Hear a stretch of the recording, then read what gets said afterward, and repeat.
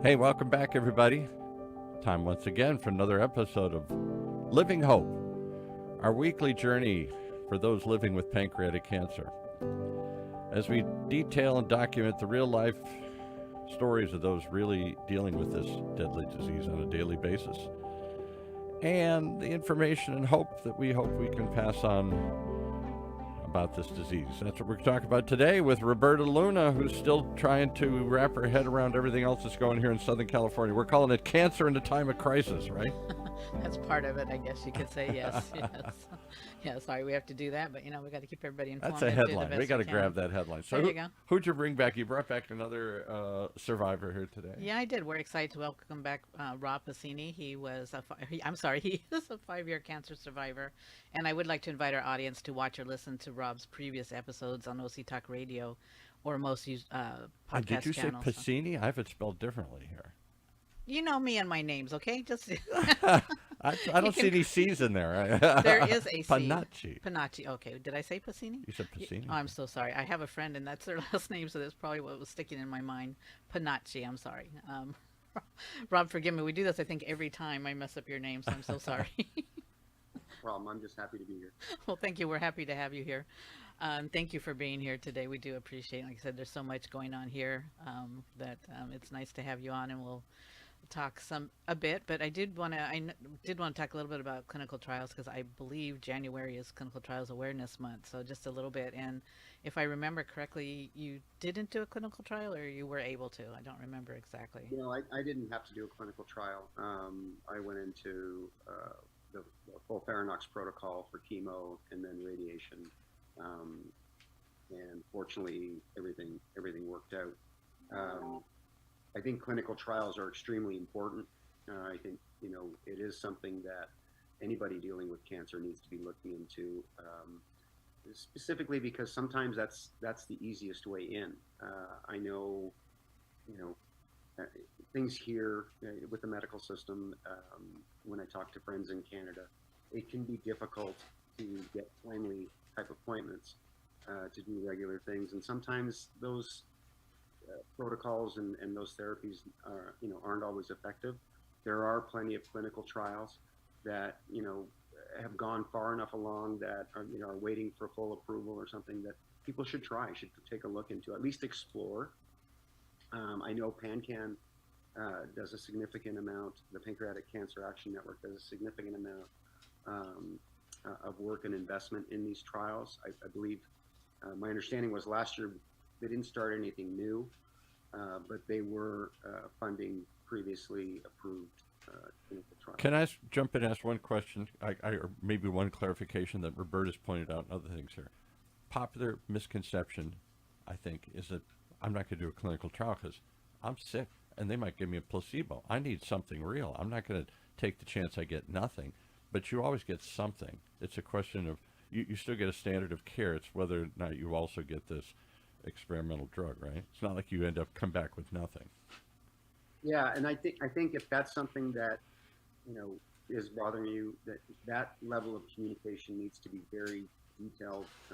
Getting you going into these trials, you really should try and understand everything they're doing and what their protocols are in terms of how they're documenting the information. It's not for everyone, but sometimes when all other options have been exhausted, it is a place you need to be looking to see, what else is there, right? One of the things that's been happening over the last month or so, I myself have been doing sort of just a lot of looking at the world of cancer, right?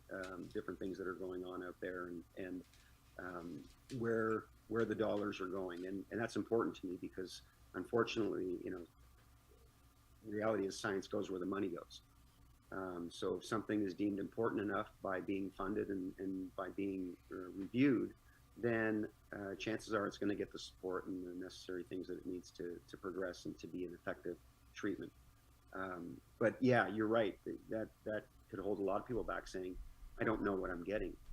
You need to be clear about that up front. And I think that's part of the discussion that you have with the clinical therapy teams, to say, here are my priorities, because Unfortunately, you might have different priorities. There might be some that are struggling to survive, some who have reached a point where survival is going to be a little bit more difficult, but maybe they can help the research community, or the research community can help them to see what else is available. And Roberta, tell your story about your dad, because you always bring that up about his willingness to do it and their reluctance to use them. Yeah, my dad was diagnosed in '98, and unfortunately only survived two weeks. But during that 2 weeks, he told the doctors, we talked to the doctors about doing chemotherapy or something, because my dad was like, maybe it won't help me, but maybe somebody will learn from it. And it was an odd, I thought, response. Is the doctor said, we don't want to waste on chemo on somebody who's going to die. Mhm. And it was just like, it was gut wrenching to be told that, when my dad was willing to be, if you want to say, a guinea pig, but he was willing to be the experimental, give it a try and see what, maybe what the side effects are, or does it help at all, or what can you learn from using me? And they didn't want to. But his doctor was not. We won't go there, but anyway, Yeah. uh, yeah. So it's difficult, but for clinical trials, it is extremely important, because what people don't understand, that's the only way we can get our drugs for treatment, is to go through that clinical trial. I learned from a guest who came that her husband actually did a clinical trial that was very successful for me, and it was just like, I mean, I appreciate so much what he had to go through, but to get that drug approved, it's the only way, unfortunately, that we can get it. And I wish more people would do it, and doctors would offer it up for more, let people know about it, and address these myths, because as far as getting the placebo, I don't know what other cancer groups do, but for pancreatic cancer, you do not get a placebo.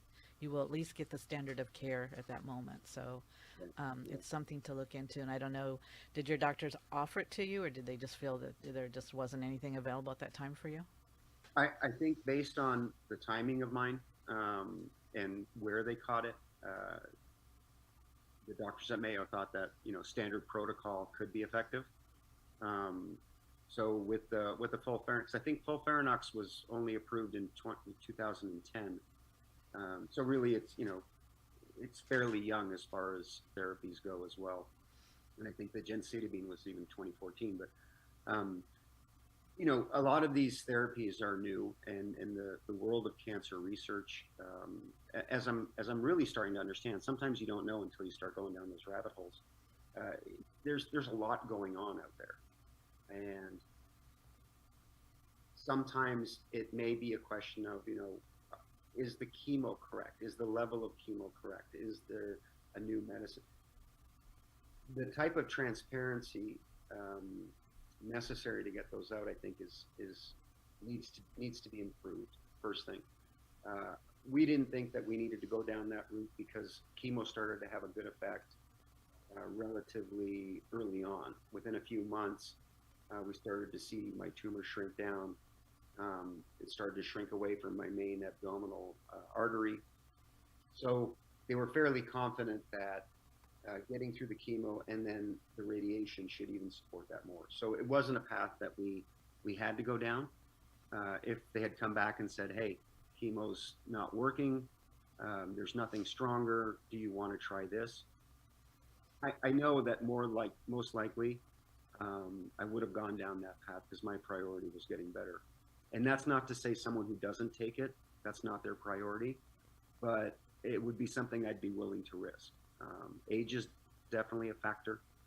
Some of these therapies, it can be very difficult on older people, but they're just as important. Yeah, it is, and I agree. And thank you. For a lot of this, you were talking about research and funding. Advocacy is an important part, and I'm sure what inspired you to become an advocate, of course, is because you're a survivor. But was there something really detrimental that made you thought, I really have to get out and do this? Um, I, per our previous discussions, one of the things that came out when I completed my surgery and got to some level of feeling better, because it takes you some time after the Whipple surgery to feel better. Um, I sat down with my wife and I basically said, I don't want to talk about cancer anymore. I don't want to hear about cancer. I don't want people asking me how I'm doing. I was at a point where I just wanted to move on with my life and get to some level of normalcy, right? So for a long time I was in denial, and I don't know if denial is the right word, but I just wanted to move forward.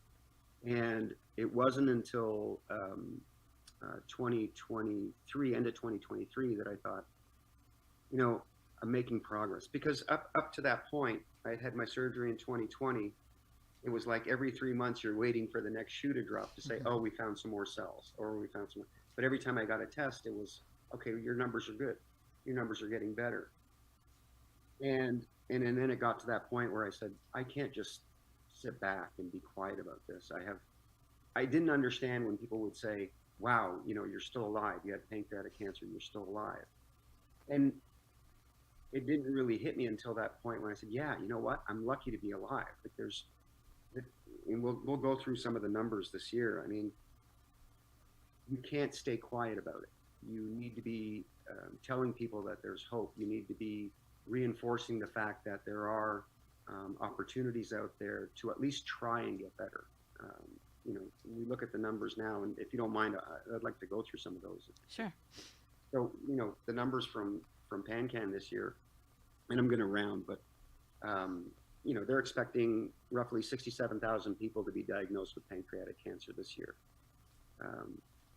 They're also expecting 52,000 deaths from pancreatic cancer this year. And that's pretty significant in the realm of cancer when you consider pancreatic cancer is one of the top 10 cancers that does not have a very good survival rate. It has the worst survival rate of the top 10 cancers, being under 20%. So that's pretty significant. And I actually read a stat this weekend that absolutely floored me. So this year, they're expecting roughly 200,000 men to be diagnosed with prostate cancer. Out of those 200,000 men, unfortunately, 30,000 will succumb to prostate cancer. But that's out of 200,000 versus 52,000 who are going to succumb to pancreatic cancer out of 67,000 diagnosed. That number's also gone up 1.5%. The number of incidents occurring year over year, there's actually a 1.5% increase. Now, many cancers see increases, but 1.5% is pretty significant when you think of, you know, you're adding that. And the survival rate didn't increase this year. So every year we look for, you know, that improvement of survival past 5 years. And there's been good progress over the last couple. We hit 13 last year, but this year it stayed at 13. So the survival rate isn't increasing. The incident rate is going up.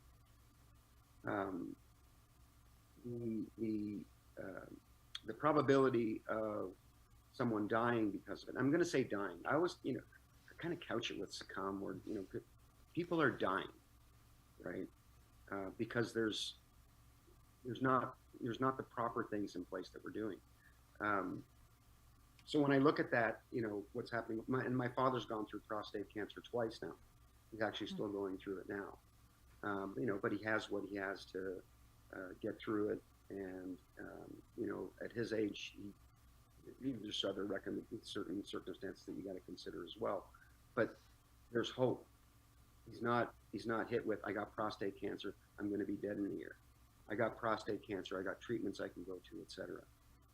I get screening for prostate cancer, so, you know, the doctors can keep on top of it, versus pancreatic cancer, where there's no standard screening process. I read a couple of things recently that talked about how the false positives in screening in pancreatic cancer lead to, you know, mass hysteria or whatever. That's ridiculous.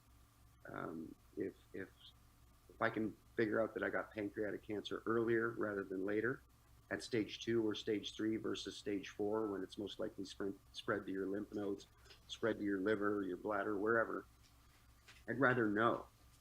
Right? But we don't have those in place today. So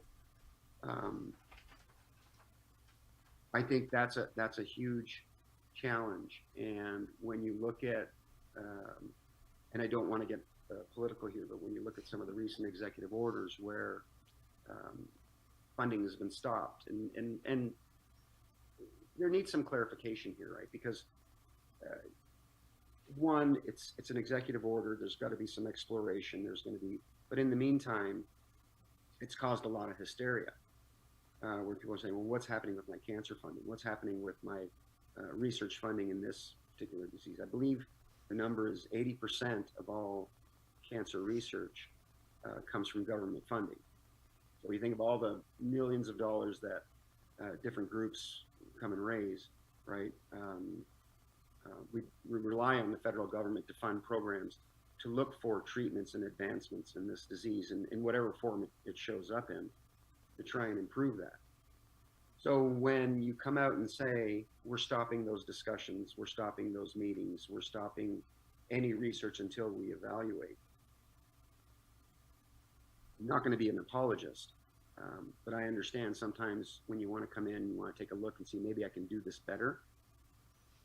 Great. Change it when you have something better. In the meantime, there are people who are dependent on the research dollars, who are dependent on the focus and attention that it's getting through the funding that it gets. Because the reality is, science is going to follow the money. And I'm a bit more optimistic than most to think that, you know, I believe a good part of these dollars are going to come back into the system.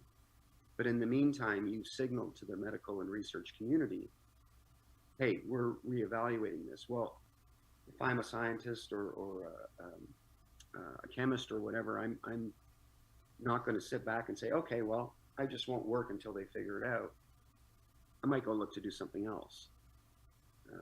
If I'm vested in it and I'm really passionate about it, you know, I may not. But the signal is more worrisome to say that if you get enough resources to move away from the focus and attention that cancer is actually getting, how soon can you bring them all back? And that's what worries me more than most. It's amazing that during the inauguration, when you looked up at the stage, you had leaders of companies that make their money on communication. Yet you release executive orders with either very little information, rather than update the websites of the different impacted communities to say, you know, what is going on, you just shut them down. I think that's kind of the wrong way to go. I think communication is more important than ever. Which leads sort of to the next part, is to say, okay, well, what do, right? Do we just sit back and wait?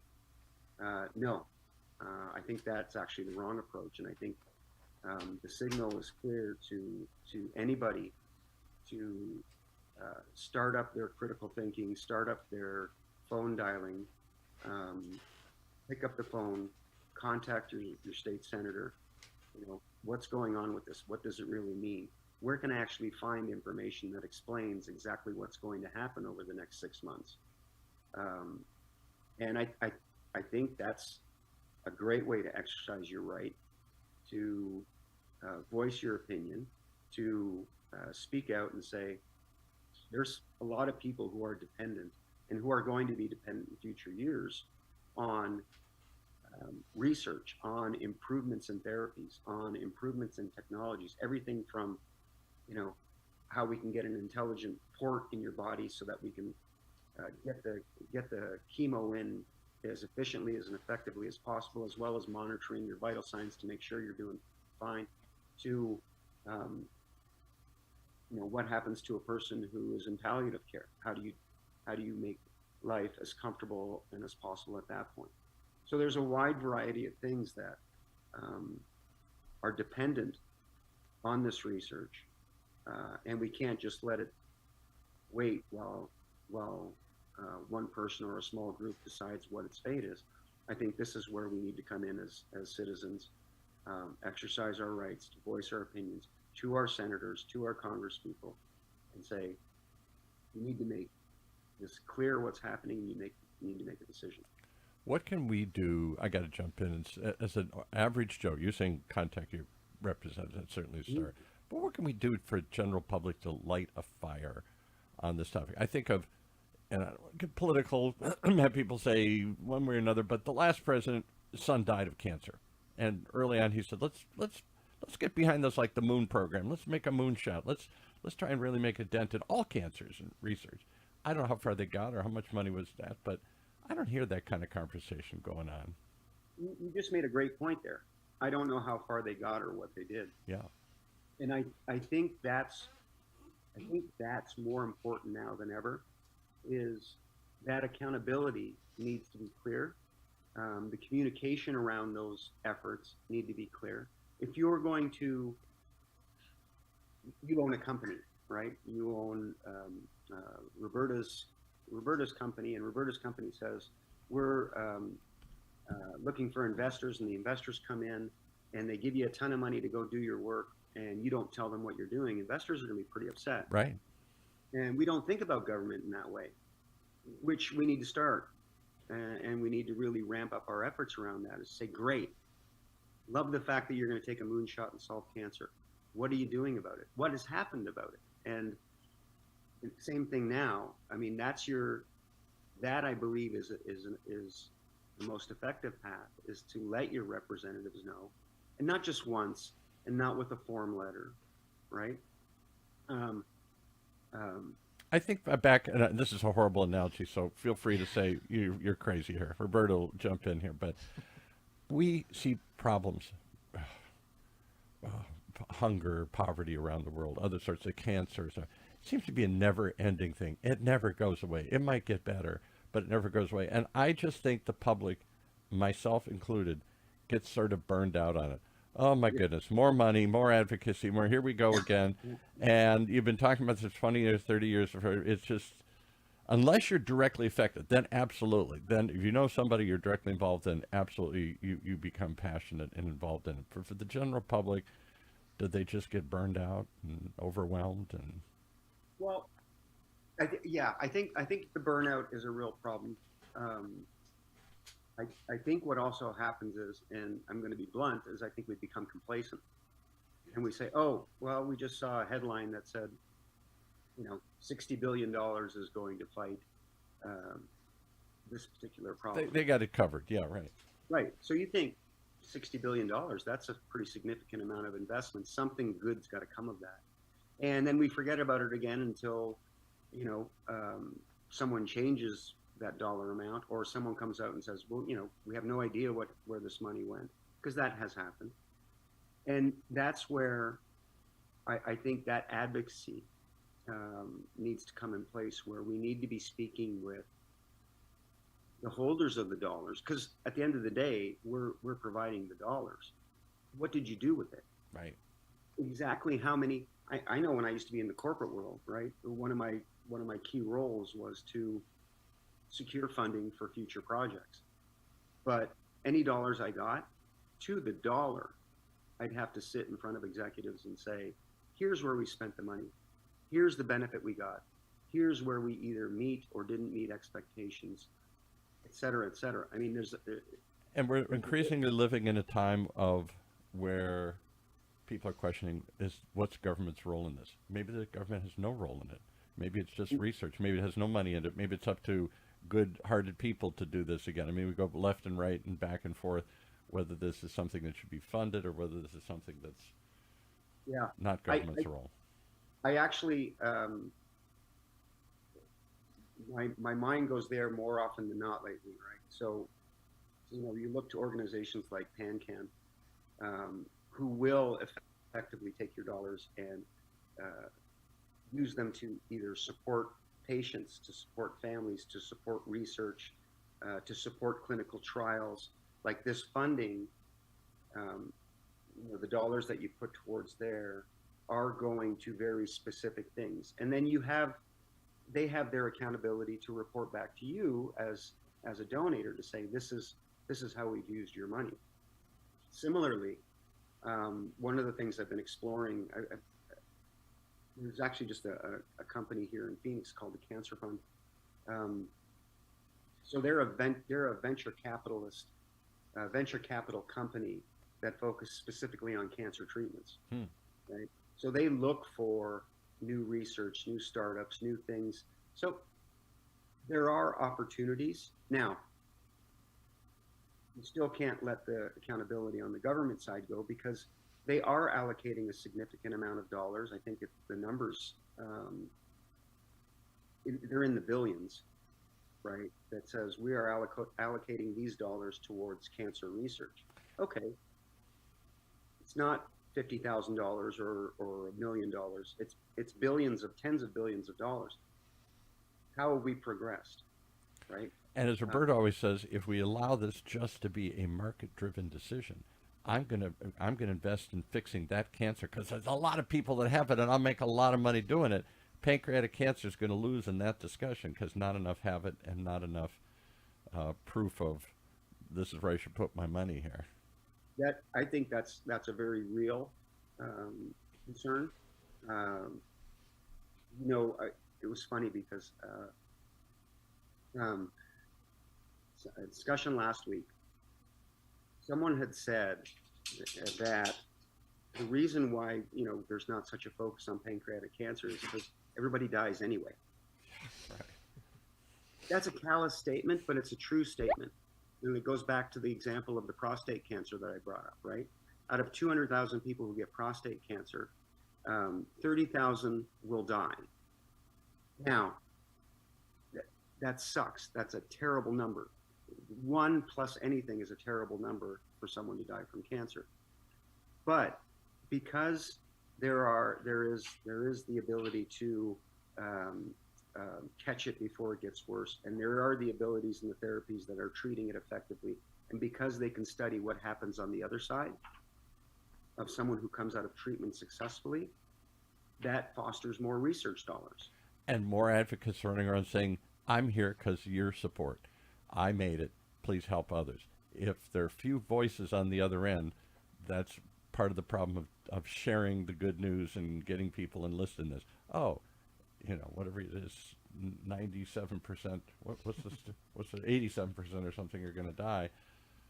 That's not a large advocacy group out telling the world, back this, do this, it's working, we're getting better, we need your help, jump on board. People want to feel like there's some hope. They want to feel like it's moving in some direction.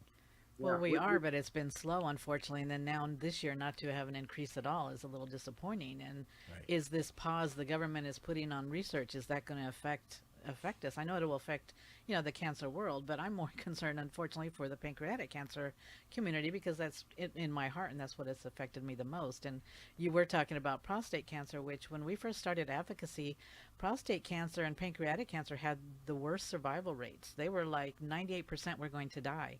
Once they did the early detection, they came out with that blood test for prostate cancer. Now it's almost 98% are going to survive, and that's awesome. And that's what we need, the early detection, something with the research. And but yeah, you make some very good points. And I'm sorry, go ahead. No, it's why I'm here. I think it's important. You know, so we're down to the last couple of minutes. What would you say to somebody then to get them off the couch, to get them to take action? Assuming many listeners are obviously dealing with it right now. Many people listen to the show have pancreatic cancer, know somebody has pancreatic cancer. That's why they're listening. I get it.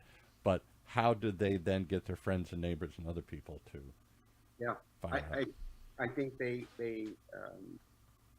first things first, right? Call your state representative, even your governor's office, whatever. What is going on here? What is happening? This is why it's important to me. And this is why it's important to communities. One thing.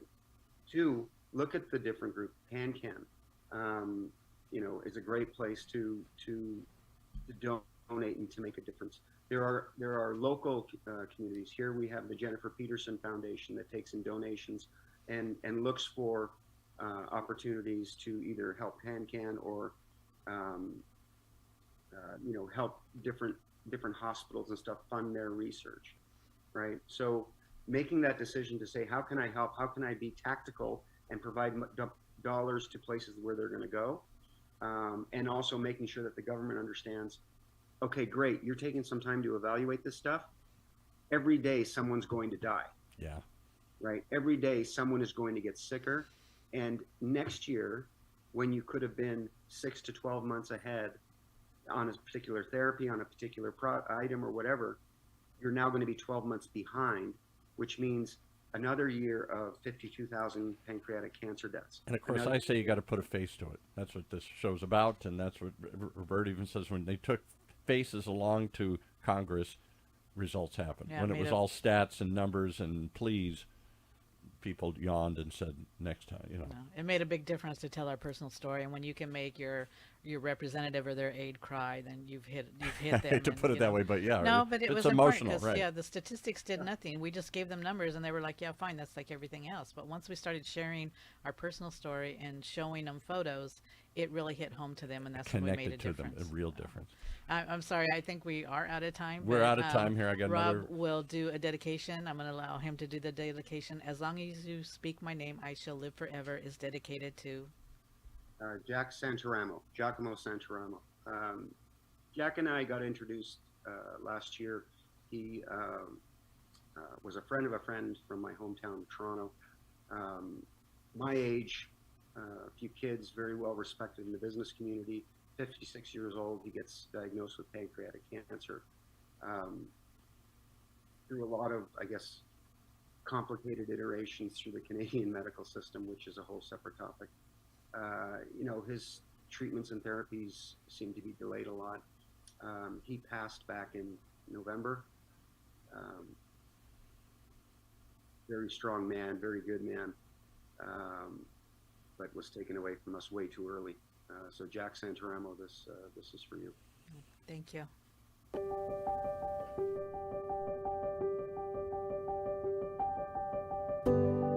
Well, this is for all of us who know anybody or have had experience with living with a deadly disease like pancreatic cancer. It is about putting a face to it, and we hope that you'll join us as we continue to put a face to it and bring along the facts and ideas and all that goes with this thing we call living hope, this journey with pancreatic cancer. If you're on the journey, starting the journey, know somebody who's in the journey, you want information, lots of places we talk about it all the time. Let's shout out the one that we started with, pancan.org. You can call them and get information, 877-2-PANCAN for the Pancreatic Cancer Action Network. For the OC Talk Radio Network, I'm Paul Roberts. Thanking you for joining us, hoping you'll ride along more this year as we continue to take this journey together and find new ways to bring living hope. Right here in Orange County's only community radio station, OC Talk Radio, streaming live from our studios here at the University of California, Irvine's Beale Applied Innovation Center.